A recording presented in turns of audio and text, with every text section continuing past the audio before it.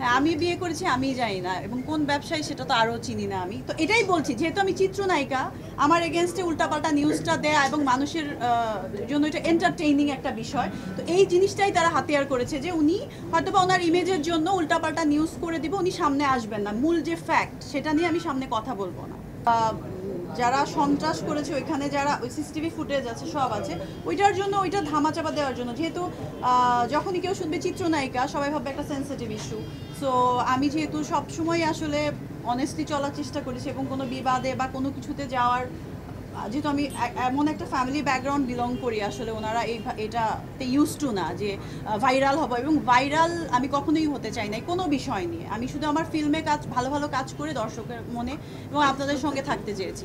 Viral হওয়াটা আমার মনে হয় যে যারা ইনসিকিউর বা যাদের ভাইরাল জিনিসটা আমি কখনোই পছন্দ করি না। আসলে আপনি মামলা করেছেন, সেটা এখন কোন পর্যায়ে আছে তারা? ওইটা তদন্ত চলছে।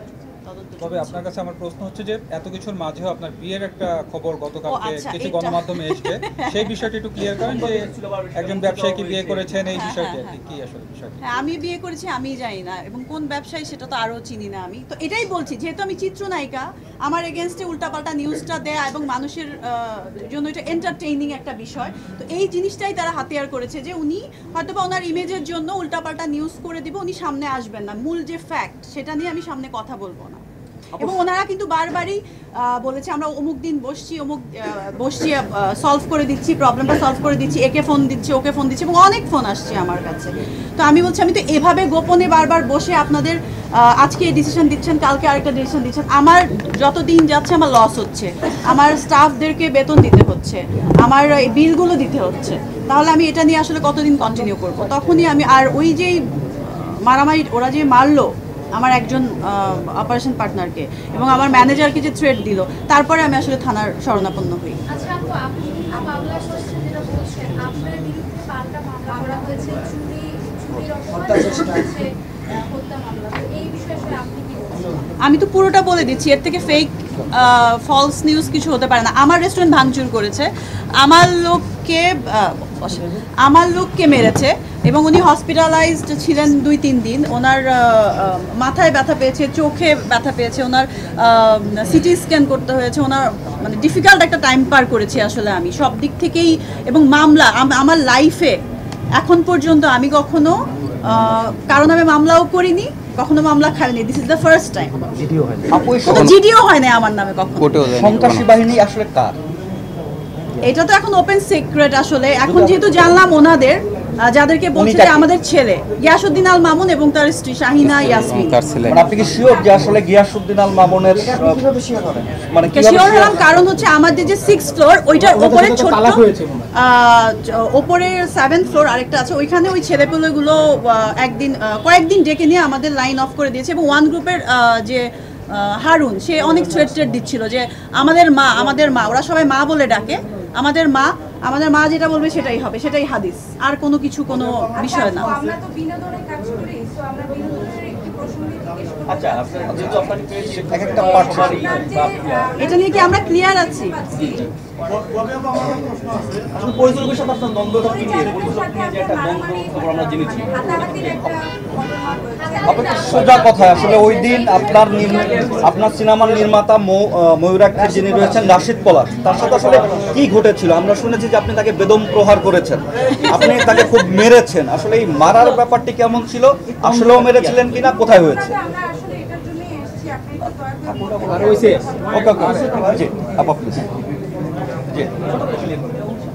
এটা আসলে প্রডিউসাররা আসছেন, ওরা অন দ্য ওয়ে, ওরা এসে ওদের সঙ্গে বসে আসলে কথা বলতে হবে। কারণ ওনাদের বাসায় প্রডিউসার যিনি, 2জন মহিলা এবং একজন ভাই, ওনাদের বাসায় আরও লোকজন ছিল, ওনাদের সামনেই কথা হয়েছে। এবং যেহেতু ওনারা বিভিন্ন সময় বিভিন্নভাবে আমাদের যে রাশিদ পলাশ, তার সঙ্গে যেগুলো কথা হয়েছে ওগুলো কোনো কিছু উনি যেভাবে কথা দিয়েছে সেভাবে কাজ করতে পারেনি, তাদের সঙ্গে প্রবলেম হয়েছে। এবং আমি পরে জানতে পারি যে আমার নাম নিয়ে অনেকবার উনি তাদের কাছ থেকে টাকা নিয়েছেন, ওয়ারেজ আমি আমার নিজের পেমেন্টই এখনো পুরোটা পাইনি। আর বলেছে যে আমি এক্সট্রা শুটিং করলে এক্সট্রা পেমেন্ট করতে হবে, আমার নিজের ছবিতে আইটেম গান করতে গেলে আমি নাকি এক্সট্রা পেমেন্ট চাচ্ছি।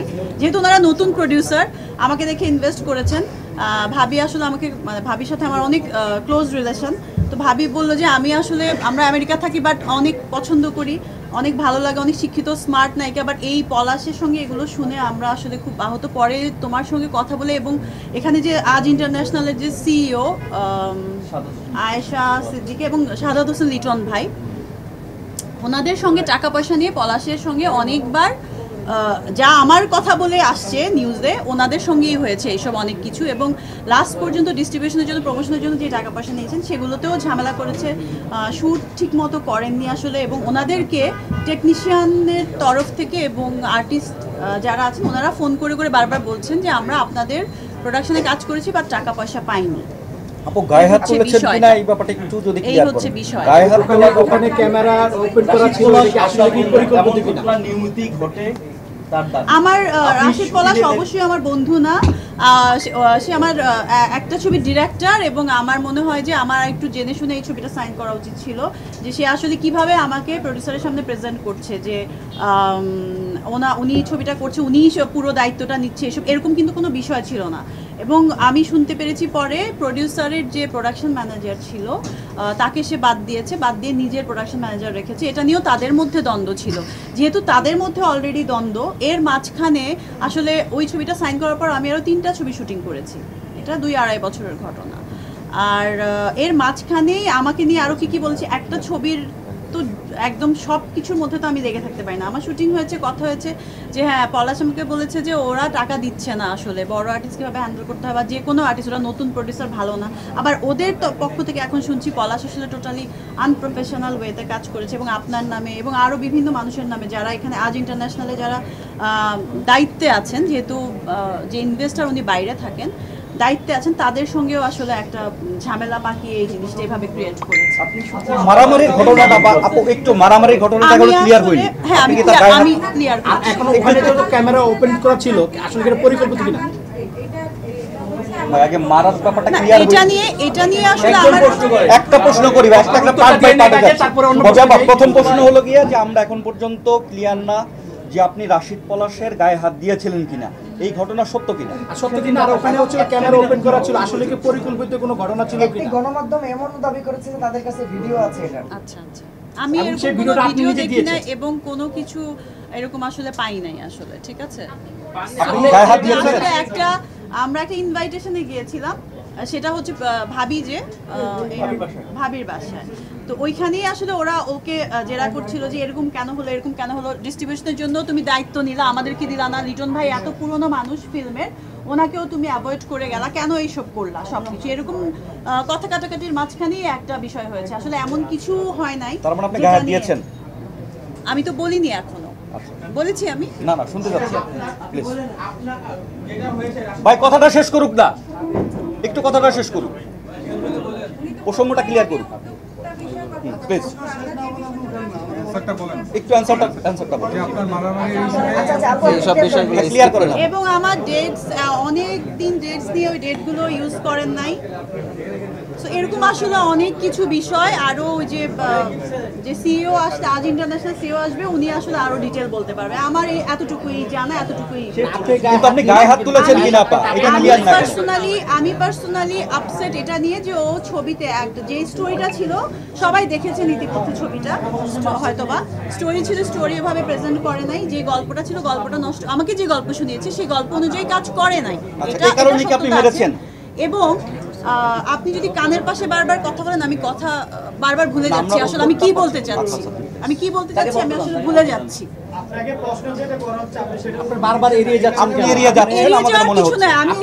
আপনি একটু বলেন গায়ে হাত দিয়েছেন নাকি? ইয়েস অর নো বলে দেন। শাউট করে কথা বলবেন না, একটু ওইদিকে যান, আমার কানে প্রবলেম হচ্ছে। আপনি ইয়েস অর নো গায়ে হাত দিয়েছেন কিনা, কারণ ওখানে ভিডিও করা হয়েছে, এই ভিডিওটা আপনি একটা পত্রিকাতে পাঠিয়েছেন, এই ভিডিওটা এক সংবাদ কর্মীকে পাঠিয়েছেন। এটা টোটালি ফেক। এখন আসলে ছবিটা দেখার পরে অনেকেই আমাকে, যেমন জ্যাজ থেকে ছবিটা গেছে, আজিজ ভাই আমাকে বললো যে আপু আপনি এরকম একটা পরিচালকের সঙ্গে কেন কাজ করেছেন, আপনি তো অনেক ভালো ভালো ছবি করেছেন, এত গ্যাপ দিয়ে আপনি কাজ করেন ভালো কাজ করার জন্য, আপনি কেন এই কাজ করেছেন, এই ছবির কোনো গল্প নেই, আগামাথা নাই, কিছু নাই। তা আমি বললাম আমার গল্প, আমাকে তো এভাবে যত ডেট দেওয়া ছিল সেই ডেটগুলোও ইউজ করেনি, এবং এরকম আরো যখন লিটন ভাই আজিজ ভাইয়ের সাথে কথা বললো যে ভাই দেখেন ছবিটা আসলে কি করা যায়, ও তো আমাদেরকে এইভাবে সবকিছু আসলে নষ্ট করে দিয়েছে।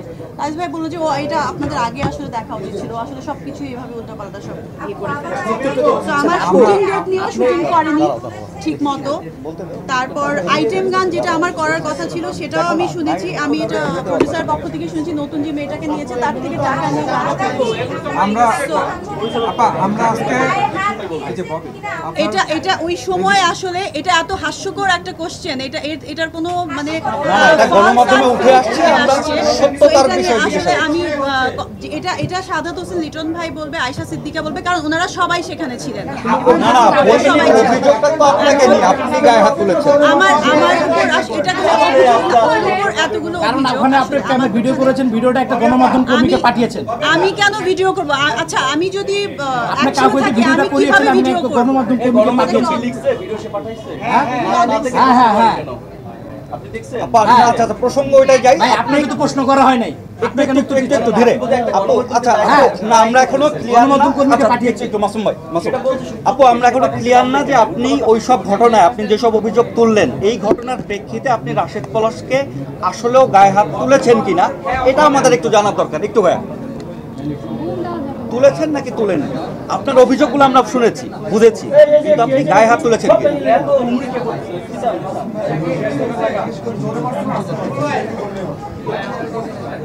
আপনাদের পারিশ্রমিক একটা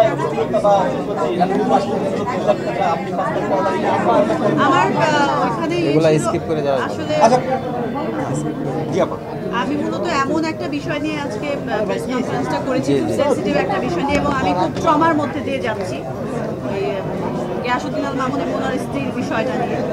তো এটার মাঝখানে আসলে এটা যেই আমাদের বসা হয়েছিল আসলে অনেক আগে, ঈদের পর দিন সো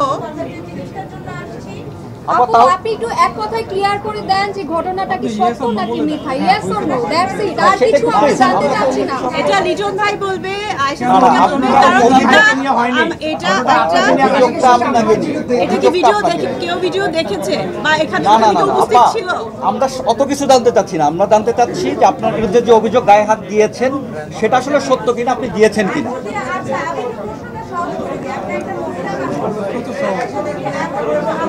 হ্যাঁ এইটা দিস ইজ দ্য কোশ্চেন। নিশ্চয়ই আমি এমন কিছুর জন্য এটা অ্যাভয়েড করছি। হ্যাঁ, thank you so much for understanding that. ওইটা যদি আমি এখানে বলি তাহলে আসলে খুব খারাপ হবে। মানে আপনি গায়ে হাত দিয়েছেন?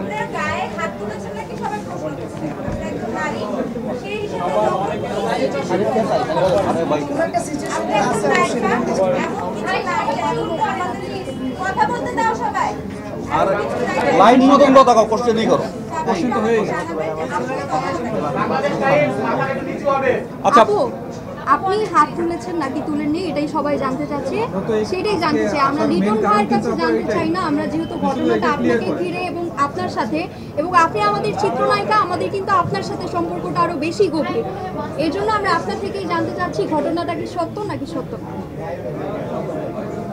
এটা তো কোনো কঠিন প্রশ্ন না, আপনি গায়ে হাত এরকম কিছু আসলে হয় নাই যেভাবে নিউজটা আসছে আসলে। আচ্ছা, ঠিক কেমন আছে, কি হয়েছিল? সো এরকম কিছুই হয় না। আমি তো অনেকবার বললাম যে ওইখানে বসা হয়েছে, কথা হয়েছে, এমন বিষয় হয় নাই যেটা নিয়ে এভাবে আপনারা মানে বলছেন যে এটা হয়েছে কি হয়েছে না। এটা তো লাইফ এন্ড ডেথের কোনো বিষয় হয় নাই।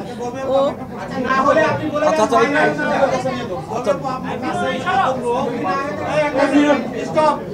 সবাই তো আমার কাছে না জানেন, একটু বলে দেন না যে হয়নি, শেষ না করে দিলি তো হয়ে আমরা আগে একটু চুপ হই, তারপর আপনি কথা বলেন। লোক আমাকে ফোন দিয়েছে, ওখানে মারামারি হয়েছে, আপনাকে মেরেছেন এবং হাতের জিনে আপনারা আবার মিউচুয়াল হয়েছে। হ্যাঁ মারামারি হয়েছে, হ্যাঁ কি নিকেতনে মদ্যপ অবস্থায় মারামারি হয়েছে, হাতের জিলে এসে media not at all mutual করেছেন তার সঙ্গে। ওর সাথে মিউচুয়াল করার কিছু নাই, ওর সাথে কিছু হয় নাই যে মিউচুয়াল করতে হবে, এমন কিছুই হয় নাই। টোটালি ফেক, মানে এত নিউজ, মানে এত ফেক নিউজ হতে পারে, এটাই সবচেয়ে অদ্ভুত বিষয়। আর এটা হচ্ছে দাওয়াতের একটা ঘটনা আসলে। এইটা নিয়ে যে এতগুলো নিউজ হয়েছে বা এত কিছু হয়েছে, যেহেতু আমি আমার রেস্টুরেন্টের ওই বিষয়টা নিয়ে মানে ইনভলভ ছিলাম, খুব বেশি খুব বিজি ছিলাম, এই নিউজ আসছে আমিও জানি না আসলে।